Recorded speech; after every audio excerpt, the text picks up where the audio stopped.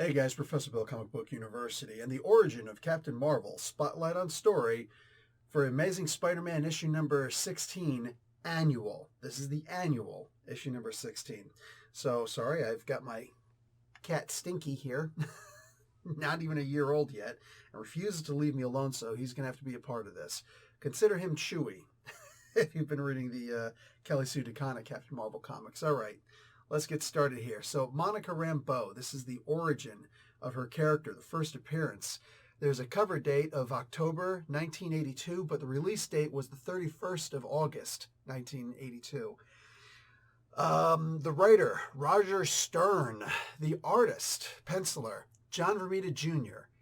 And the inks, done by John Romita Sr. One of the reasons why John Romita Jr.'s crappy artwork has gone so well for so long, because his dad was doing the finishes to his layouts.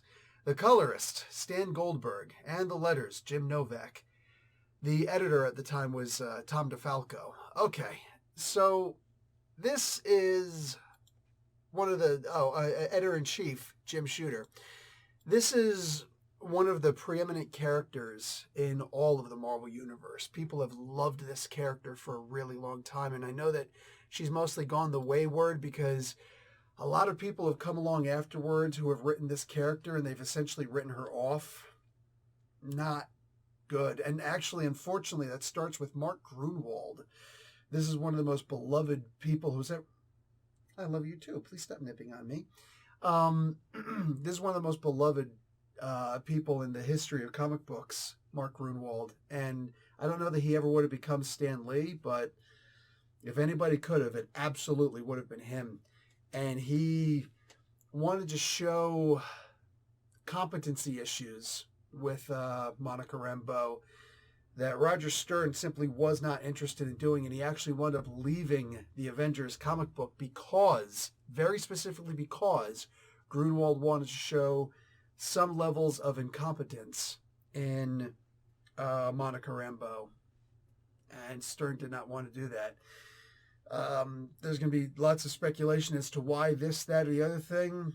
I'm not here for that argument. I'm simply pointing out what's been reported in history, and until I know better, this is what's been reported. I will say this.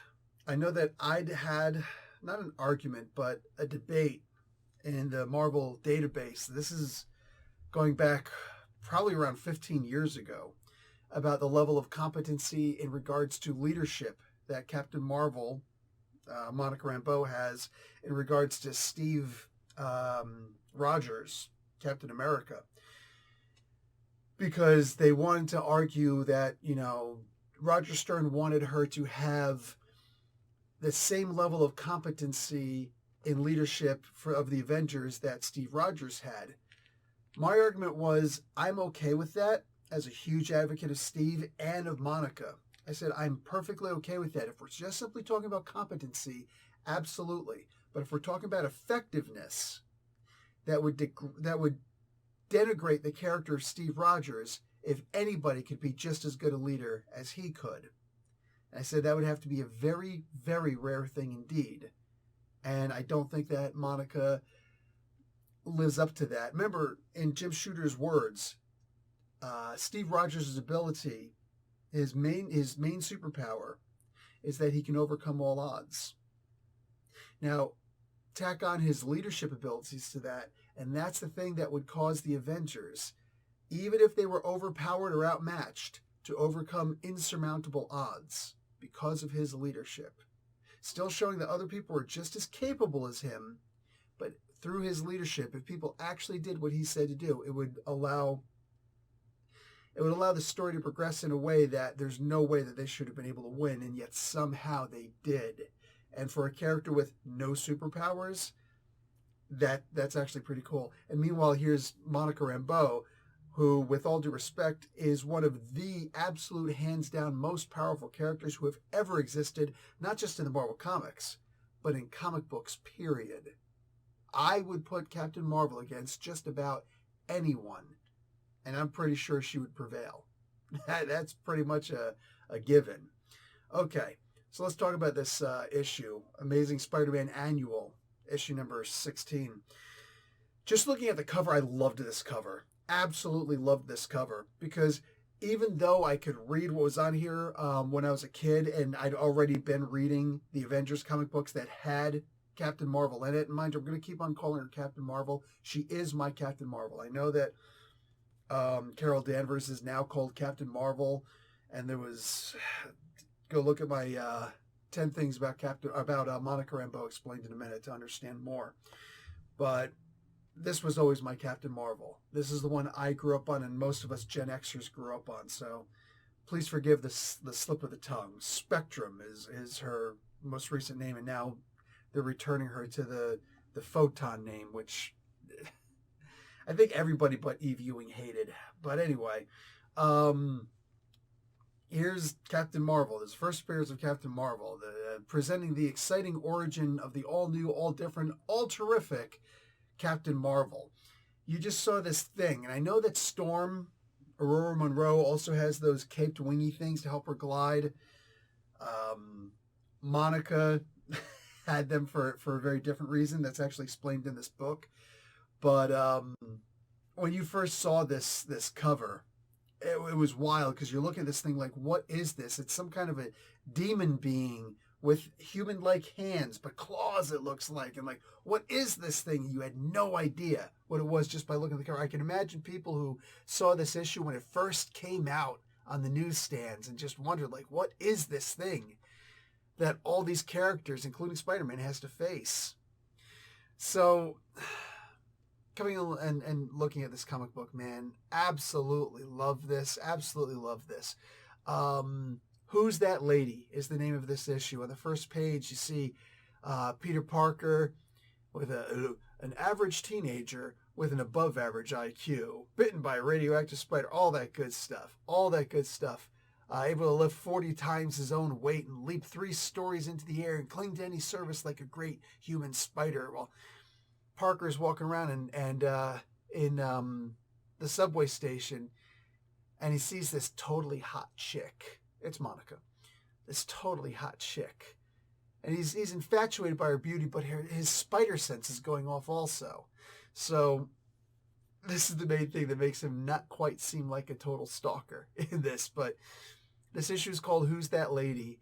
And right away in this first scene, this splash page, he's walking, he sees her, he kind of turns and his spider sense is going off. And he's just, what the heck is going on? So he decides to follow her and see what exactly is happening. What's about to happen. Is she about to get hurt?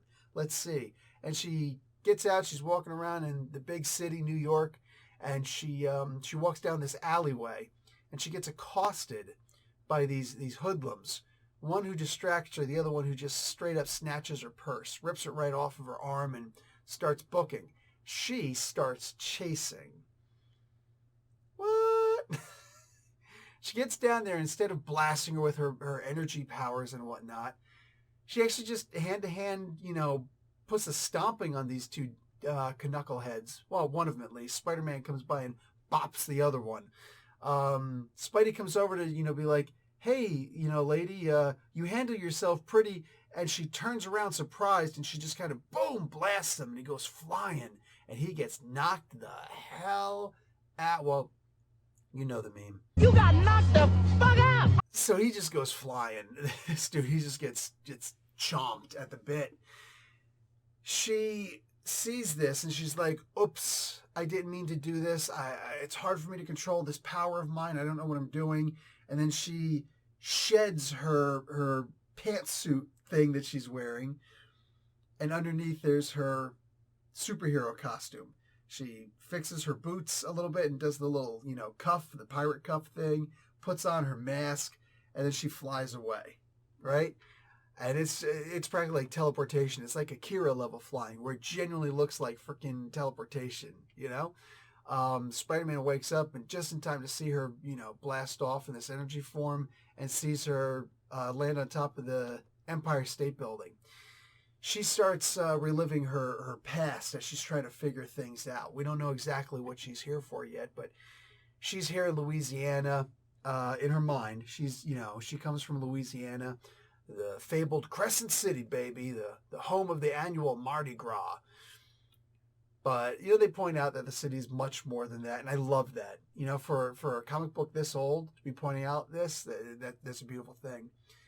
Now, she was in Harbor Patrol, which is, it seems to me it's a subsidiary of the Navy / Coast Guard, all that good stuff. She's a lieutenant. Captain Marvel is a lieutenant. This is valuable. All right, this is Roger Stern doing this writing. Okay, she's not being promoted as she thinks that she should be. She excels over everybody else, and at the same time, she's kicked some serious butt. She's done what no woman has been able to do, and she's been passed over for captainship 4 times in the past 2 years. She's not happy. A lot of people have said, and this is something that annoyed me in the Marvel database, is that she's struggled to reach, to get respect and to be promoted because of her gender as a woman and her skin color as a black woman. This is where people, I think, should pay a little bit more attention. I'm going to show this page. It's kind of hard to say that there was racism when the guy who's not promoting her is also black. It was always known since the beginning. I just don't get into the Marvel database anymore, like doing the actual work in there anymore. It's too much, and it's a thankless job. We don't get paid. But what do you call it? This guy's clearly black. And here's the thing. There was so much ambiguity about this that while it's obviously painfully evident that there was no racism involved here, we can't even say for sure that there was sexism. She assumes that there was sexism, okay? Not even a presumption. She flat out assumes that there is sexism here. But he doesn't say that. He doesn't even come close to say that. He's offended that she would say that. Now, that could mean that, maybe perhaps the man does protest too much. Who knows? But at the end of the day, he says she's not being promoted because he doesn't approve of her unorthodox methods. She shows later on that she absolutely has unorthodox methods. She goes above and beyond outside of the call of duty, and not in a good way. She doesn't get backup in things that she does. That makes her amazing, but it can also make her a liability. So he's not wrong to say that she shouldn't be promoted because of her unorthodox methods, while at the same time, it might be that she's right, that if somebody else does, if a male does unorthodox methods, he would still get promoted. That's what I love about this issue. Back in 1982, man, they are not clowning around. There is no abject feminist movement or anti-racism movement. No, it's as simple as there's a misunderstanding. There's a disagreement. It's ambiguous exactly why she's not being promoted. You could take one side or you could take the other, and you wouldn't necessarily be wrong because there's no proof that you'd be right or wrong, So I absolutely love the writing on this. You could take this or leave it however you want.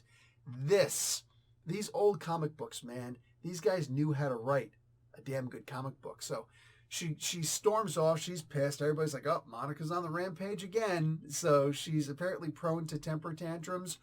Or it's just the idea that she's an emotional woman. So again, I love the ambiguity of this, man. It's up to you to decide. So she goes in the back someplace and she comes across Professor Andre Leclerc. He and her grandfather were friends, and she remembers the name well enough. And he says that he worked in advanced physics. Okay, Sheldon, from Big Bang Theory, I get it. He shows up with this story that's amazing.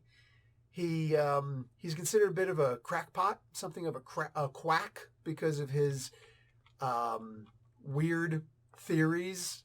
And the only person who ever took him seriously was a South American, doesn't say where, but someplace in South America, Generalissimo Ernesto Ramirez, a South American dictator. Perfect. They don't say it's this place or that place or anything like that. They're just someplace in South America. Love it. I love it. No need to name shame anyone, right? This country is an S-hole country. Nope, nothing like that. I love it. And he had a protege who wasn't really that good, but he was good enough. And the heck was this knucklehead's name? Picaro. Blah, blah, blah, blah, blah, blah, blah. His assistant. It wasn't even a protege. Ramirez hired an assistant he had for crying out loud, that Andre over here had, Professor Leclerc, and the guy's name is Felipe Picaro. They continue to do work for an old oil rig in the Gulf of Mexico. So that's just where they're stationed. So interesting. The southernmost water border of the United States. So he says, listen, they're taking my old work, which was to try and take energy from other dimensions. They said other dimensions here, but that doesn't make too much sense. So from other universes, say other dimensions and other universes. So I want to take this energy from the other universes and turn it into usable energy here. Absolutely love it. A way of not having to use nuclear energy, which is the safest form of energy that we have today, and it's nuclear energy. So you have to be careful, otherwise you get a Fukushima or a Chernobyl or God knows, right? And that's how you get Godzilla also. But this is different. This is energies from an alternate universe. Alternate energy from an alternate universe. I love it. But unfortunately, the Generalissimo Ramirez, he wants for this energy to be used as a weapon to attack the United States because they hate us for our culture. So he says, I need your help. And she says, yeah, absolutely, I will help. And here's an example of her unorthodox method. She gets in a bathrobe, a skimpy bathrobe at that, has a coffee mug that says Monica plastered all over it, gets in a boat with Leclerc, and drives out to this oil rig. Now, on this oil rig is Roxxon. Everybody knows Roxxon. They're evil incarnate. And Roxxon has occupied this place, and that's how they're actually using this. It's kind of like Exxon, but they're using their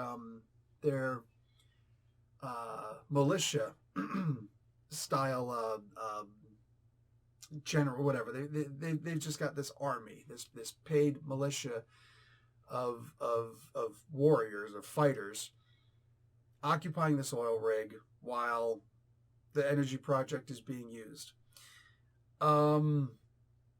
She decides to get on this boat, or on this oil rig, by bringing her boat up, telling Leclerc, hide underneath, don't come out under any circumstances. And then when they say, hey, you can't be here, you have to get out of here, she goes, oh, has the rules changed? I was always allowed to come here and sunbathe. How you doing? How you doing?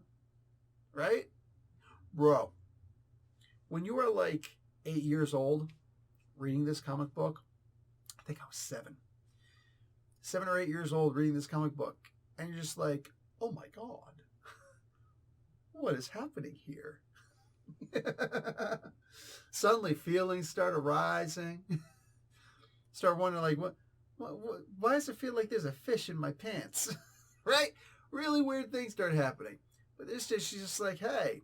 Well, apparently everybody else starts doing the same thing. They're like, hey, how you doing? So like, yeah.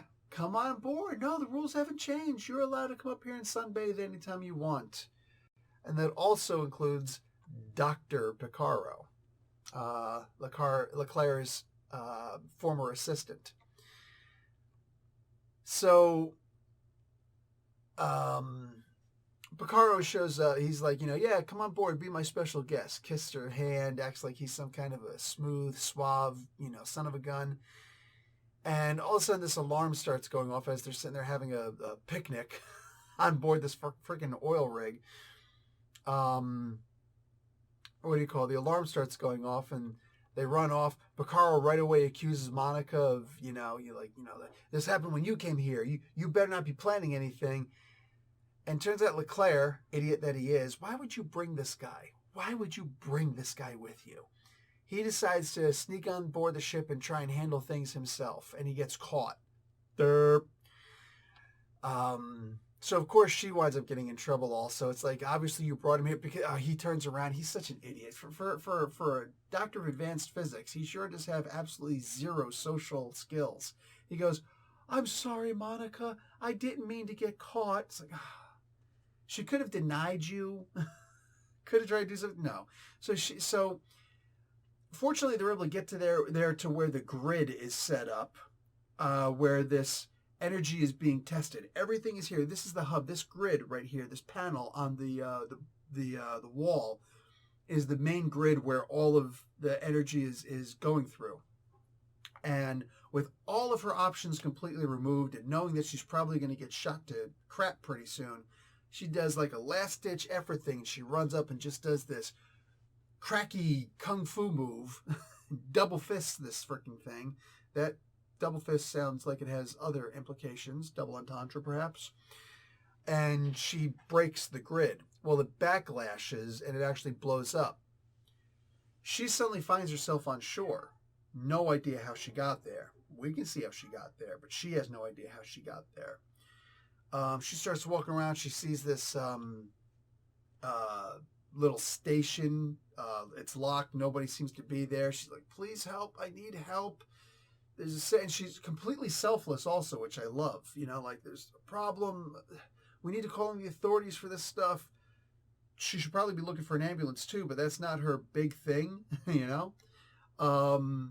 She's trying to get some kind of help, as messed up as she is. When she gets in there, she's able to somehow find herself inside. The door is locked, but she suddenly finds herself inside. You'll realize how this happens, you know, later on. But she just, boop, she's inside. And she goes over, and she doesn't know how to power on or actually the, you can see the radio station, it looks like a ham radio set. It's actually unplugged and torn apart in the back. So there's zero way any kind of power is getting in. But just by touching it, she inadvertently powers the thing. And she calls out for an emergency, you know, emergency aboard Roxon Oil Tower number 25, da-da-da-da. The guy winds up getting, like, there's so much power coming out that the guy on the radio tower, in this naval ship, he actually gets a shock of energy coming through. And it's like, whoa, and it's so loud that even with it, you know, the headphones sitting on his desk, he can still very clearly hear what she's saying. It's like, wow, what kind of power source is she using? She needs to find some kind of clothes, and she starts looking around, and apparently they were storing some Mardi Gras equipment, leftover stuff here.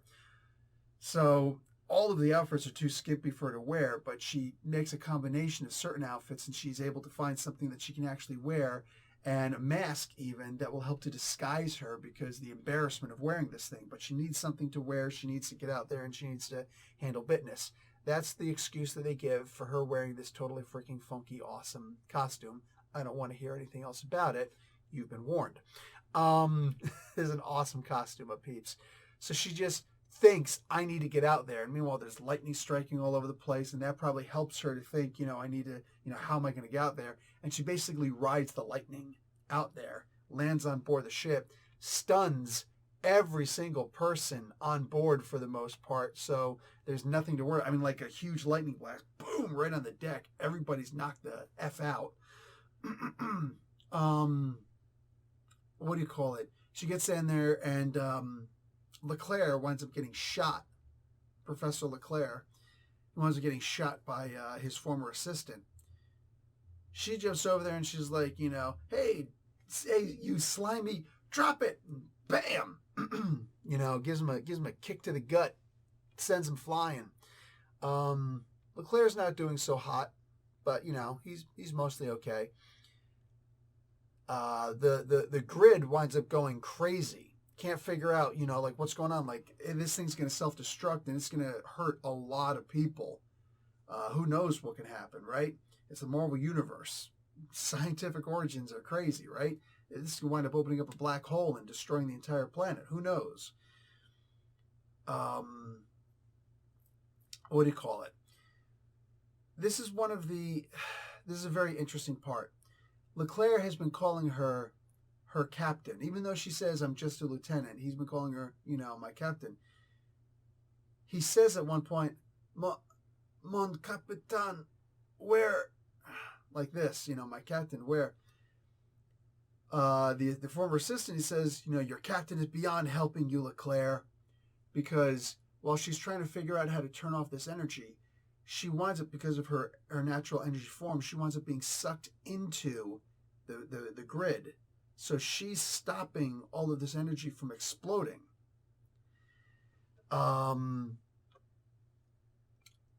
LeClaire's assistant, this jerk, decides to take another shot at LeClaire, trying to kill him. Doesn't quite work, as she's able to reach out and extend her hand Super Skrull style or Mr. Fantastic style and grabs onto the bullet, stops the bullet, like reaches out to grab it, and the bullet like disintegrates in her. It says a bolt of lightning. It disintegrates in that energy, so it doesn't actually reach Professor LeClaire. She winds up jacking this fool up, messing up the gun, striking it at its source. He gets, he gets electrocuted. He's laying out there. One of the guards, one of the Roxxon people, starts waking up as, she says, Professor, are you? And he says, I live, mon capitan. She's like, come on, let's get out of here. And as this guy's waking up, he hears my capitan, obviously my captain, and he says, in Spanish, Captain? He called her his captain, but she saved us. Saved us. All of us. Capitan es maravilla. Es maravilla. Captain es maravilla. Like, I love how it's like, this is where she gets the name from. Because later on in the newspaper, one of the witnesses, right, points out, says, Navy investigates explosion. Who is Captain Marvel?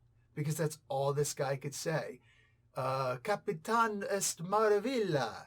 I love that. You got to come up with a cool name and why it's a cool name. Boom, right there. So think about what this does. There's going to be people, because it was just the year before that we had the death of Captain Marvel. When that came out, no, for the most part, most people didn't care, didn't give two squirts about Captain Marvel. Nobody cared about this character on average. But with his death, suddenly everybody cared. And it was like, this guy was an icon.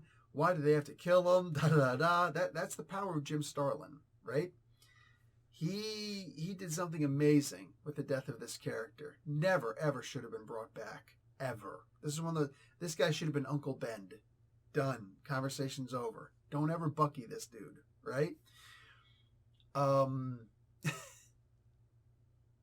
Nobody wanted anybody else to have the name Captain Marvel. But with Marvel's license, and we'll get back to the rest of this comic book in a moment, in order for Marvel to keep the license that they paid for to keep the name Captain Marvel, because the original Captain Marvel was from Fawcett Comics, right? Wiz Comics issue number 2. Captain Marvel, known as Shazam nowadays, when DC stole the character. That was the original Captain Marvel. Marvel didn't want to steal the character, didn't even want to necessarily buy the character, although I kind of wish they would have. That would have been interesting, right? Because they had the money to fight DC's frivolous lawsuits that went nowhere. Nowhere. Probably the biggest sin that DC's ever done, in my opinion. Anyway, comic book related at least. They needed to keep the name Captain Marvel, because they can't have a Captain Marvel in DC Comics or anyplace else. Captain Marvel should be in Marvel Comics. So that means that they had to keep this active copyright going. You had to keep somebody in the universe named Captain Marvel. But if someone took the name Captain Marvel, right? It's like, you're not Captain Marvel. That was Captain Marvel and blah, blah, blah, blah. So somebody else named her, and everybody else named her Captain Marvel. So it's a great way to show, it's hard to argue this. She accepted the name, but she didn't take the name. She didn't come up with this idea. Love that. Also, like just the idea, like she was a lieutenant, but she was his captain, and this was everybody's captain at this point. It was hard to not love this character and the respect that everybody put on this name that they gave her. This was fantastic. So anyway, they start pointing out the powers that she has because LeClaire is hanging out with her. She can fire force of energy that has no appreciable loss of her body mass. She can travel at the speed of light, change her body into the form of any kind of energy. Later on, she learns how to make duplicates out of herself. She can turn into hard light and things like really amazing skills. And also, LeClaire gives her a gift of a costume, a exact replica, it seems, of her Mardi Gras costume, but made out of unstable molecules, so that when she turns into her energy form, they won't be destroyed. I don't know how they weren't destroyed when she changed into her energy form before, but that's not my business. Anyway, now this is explained that, boom, this is it. She goes in and she quits the harbor patrol, and she goes off doing her own thing. And she's going to hang out with Professor LeClaire, and learn more about her powers. One of the cool things about this character is that she didn't just show up and she can do whatever she wants. Oh yeah, she can, but she doesn't know how to control these powers. That's a really great way to introduce a new character who has almost unlimited powers. She's effectively immortal. You can't destroy light, right? So boom, here you go. So she shows up at the top of the Empire State Building, and she's looking out over at something. Spider-Man's climbing the wall and appreciating how ridiculously fast she is. Gets up there just in time to see her, light speed off someplace else. Sees that she was looking in those viewfinder binocular things, at all the tourist traps.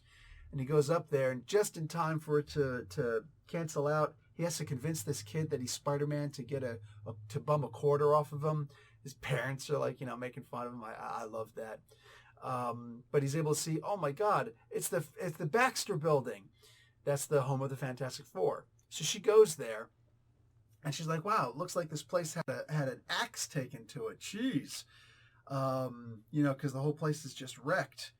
Well, that's interesting she says that, because there was an axe taken to it. There's a character called Terrax, one of the former heralds of Galactus. And, oh, looky, there's back in the day, they used to always do the asterisks next to, something that was important. You look at the bottom of the panel, and you see an editor's note that indicates, see Fantastic Four issue number 242, where the Fantastic Four had a battle with Terrax in the Baxter Building. Boom, love it. It gives you a reason to go to the comic book store and buy more comic books. Or nowadays, to go onto the Marvel app, Marvel Unlimited, and start looking at more comic books, which means you have to subscribe to the Marvel app. Only $9.99. Anyway, what do you call it? So she's looking around, and all of a sudden the Thing shows up behind her. He's there solely to guard the Baxter Building, and he's being really cool, lighting up his cigar and talking to her. It's like he's not afraid at all. It's like, dude, I'm the Thing. What are you gonna do to me? She would wreck him, but it's not the point. So Sue and Reed went off to Martha's Vineyard to hang out with Ron DeSantis, and oh wait, no, this is way before that. Anyway, to just have their vacation. And so he suggests, maybe go to the Avengers. They have a bunch of science-y type people. Reed can't help you with your thing. So she basically explains, I'm about to explode. I don't know when, but it's going to happen pretty soon. I can't control my energy form. I absorbed all of the energy in this alternate plane that gave me this power. I absorbed all of this power, and now I don't know how to stabilize this power. So I'm going to explode if something doesn't get done soon. That's why she was trying to find Reed Richards. He directs her to the Avengers, so she says, oh, this is a direct communication? Cool. Let me just go through the kind of like Electro does, just bzzz, and travels the electricity lines or whatever lines and gets to where she's going instantly. Well, Iron Man happened to be on the alert, and he touches the console, and bzz, he gets shocked. And it's so powerful it actually overrides his armor, knocks him the hell out. So he's laying down there like, this sucks. It really sucks. And but he's still conscious. And he's, it's like, my armor's shorted out. Do you know how to fix my armor? Can you just do a thing? And she's like, well, if I do anything, I'm probably going to do even worse because I can't control my power. He's like, oh, it's an all or nothing kind of thing. Yeah, I get it. Listen, I'm going to need some help. Can you go and try and find some help? So Jarvis comes in. It's like, what? Oh my God, everybody's mistaken her. Like, huge case of mistaken identity. Like, she's the bad guy. Like, she's evading Avengers Mansion. Well, all the traps. Avengers Mansion is known for having traps everywhere. You try coming in, you're going to be attacked by like so many tentacles, you're going to think you're in a freaking hentai movie. I'm just saying. I'm just putting that out there. So, anyway, the defenses are all dropped, and Spider-Man goes sauntering in, sees Jarvis, is like, I just saw her in there. She shows up. She webs the hell out of him. She's able to get out like it's nothing. And yeah, he, what do you call it? Anyway, his spider sense is able to save him from really getting jacked up. And he winds up smacking her. He winds up smacking her to knock her out because, men don't hit women. At the same time, you could always take the Sean Connery approach, I suppose, if it's for the better, if it's for the universal good of the world. And knocking her out, giving her a little, not a smack, but a smack, just a smack. You don't have to go full Ant-Man and the Wasp. You don't have to go Yellow Jack and the Wasp. No Hank Pym things here. Although this looks like a very similar room. I'm just saying. There's a little smack. And she goes, eh. Let me do that again. Eh. And gets knocked out. Spider-Man's like, hey, I need you to help me out, bud. You and the Wasp. Or the Wasp was able to charge me just enough to get going. So they wrap her up in a highly conductive bunch of cables that they just happen to have these high induction flex cables in the ceiling panels. Wrap her up in it. Connect the armor to Iron Man. Spider-Man has to web the hell out of him, everything except the hands, so that he's insulated big time. And then they get the hell out of Dodge. He puts up a big shield again to protect him and the Wasp, and webbing shield. And Iron Man is able to take all that excess energy inside of Captain Marvel and dispel it skyward. Just harmlessly gets rid of it. He's able to save the day that way. Thing shows up because he has to take a freaking taxi cab. God, you gotta love the Thing. No super ability to get from here to there with like leaping or flight or throwing a hammer to get where he's got to go. No. He either hover cars it, fantastic cars it, the flying bathtub, or he's got to take a freaking taxi cab. Nowadays, he would probably Uber. You gotta love the freaking ever-loving blue-eyed Thing. He shows up and everybody's like, hey, what's up? And everybody's talking and hanging out with each other. And I think this is the first time that the sensational She-Hulk is flirting with Thor, but that's some clear flirtation stuff there. They're all just hanging out and whatnot. And Captain Marvel gets accepted into the Avengers. Well, that's not actually what happens here specifically, but this leads into it. The very next issue that we're supposed to read is... Anytime you're ready there, bud. The story continues in... Well, the next Spider-Man story is Amazing Spider-Man number 238. What happens there is... Oh, yeah. Very famous cover here. With Spider-Man and dealing with the Hobgoblin. Yeah. First appearance. But as far as Captain Marvel is concerned, her next appearance is in Avengers number 227, where she is inducted into membership with the Avengers. So very cool stuff. Spider-Man then goes on. He's late to go and pick up Harry and his girlfriend and all that stuff. And this is still during the time period where everybody's trying to find somebody for Peter. This is before that you just won the jackpot thing with Mary Jane. They were trying to find a girlfriend for him, but they got delayed trying to do that, but they weren't able to find a girlfriend for him. Like she reneged, whatever. Anyway, just it is what it is. And it's back to that ever lovable stuff, you know, that the Peter Parker, this poor freaking kid, he's got the power of the world in his hands, but he's just a very awkward teenager. God, I miss those days. Miss the hell out of those days. But we have a lot of that in Miles nowadays, so it's cool. And Peter can actually grow up. Helps the character. So anyway, these were fantastic comic books. Captain Marvel will go on to become very impressive as time goes on. She would be fairly instrumental, I would say, in the Siege and Avengers Mansion. Her learning how to use her powers were always fun. She wound up becoming the chairwoman of the Avengers. Go and see 10 Things About Captain Marvel Explained in a minute in order to understand that a little bit better. Yeah, a lot of really cool things for her in her future, including going one-on-one against Zeus. Listen, I'm saying, all right? I'm just saying. This chick is a powerhouse. When she teams up with Thor and she adds her lightning to his, unstoppable. I'm talking about taking out Leviathans. Well, one at least. And then bad things happen with Dr. Druid because he's a chump. And she winds up getting her own solo series for 2 lousy issues, and other things happen. She winds up going through name changes. Yeah. But for the most part, when she comes back, it's one of those things where you have to be a good writer to write Captain Marvel, Monica Rambeau, specifically, whatever you're going to call her. You have to be a good writer. Why? Because she can come across as a Mary Sue in a damned heartbeat. What can stop her? You know? I've always said one of the only things that can stop her is Carol Danvers, because she has the ability to absorb untold amounts of energy and become powerful.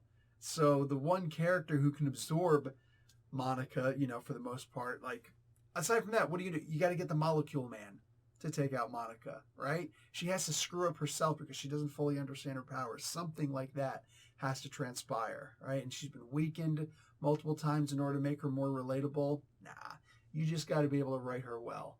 You got to be able to write her in a way that she's all powerful but can't control it. Basically a Harry Potter, right? Love that. Absolutely love that for this character. She's always fun. I'm telling you guys, go out and get a couple of the old stories with Captain Marvel. Go on the Marvel app and check these out. I don't think you're going to be disappointed. That's going to be it for me. But hopefully it's not it for your reading of this character, Monica Rambeau. She is amazing. And it's my opinion, you can't not like her. But that's it, guys. I'll talk to you later. Like the video. Watch an ad. Professor Bill, Comic Book University. Class dismissed.